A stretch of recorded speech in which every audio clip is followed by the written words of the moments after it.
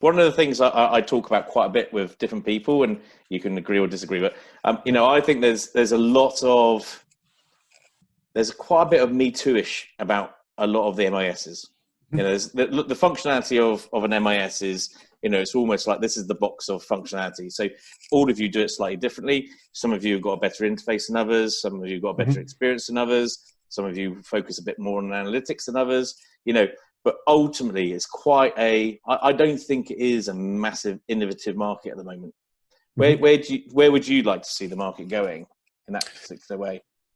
You make a good point. The reason that's happened is because there are so many kind of functions you have to fulfill, statutory functions you've got to fulfill.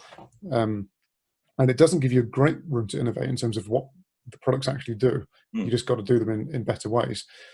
I think we've done that with Census, for example. We make it in year end, we make it really slick. But you're right, that's not where real innovation comes from, by just doing the same thing a bit quicker.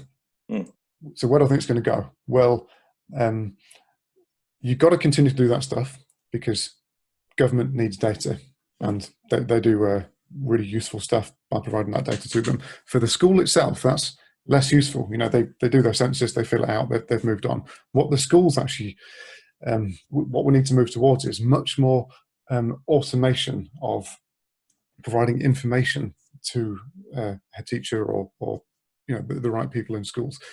I mean, ScholarPack is guilty of this too. People go digging for information. That's not really acceptable. We've got to bring that to the forefront. We've got to show people almost ahead of knowing that they need it, and making that really easy for them to digest. A really great example of this is the way Amazon have done their online shopping experience. How many times do you go on Amazon and something's recommended for you and you think, oh, I didn't know I needed that, but I'll take a look. The equivalent with MIS is, I didn't know that child had missed every Monday morning for the last 5 weeks. Or the communication with his parent has dropped off 80% in the last 2 months. What's going on there? So we're trying to move towards this stuff, but you've kind of deal with it on a case-by-case basis. The 2 examples I've given you there have come from feedback from schools, so we can implement that as the product. In my opinion, it's got to kind of come from schools. It's hard for EdTech suppliers to kind of really understand what goes on in a school unless you're speaking to schools on a daily basis. So we have a product team that's doing that at the moment, and taking that feedback, iterating the product in that direction.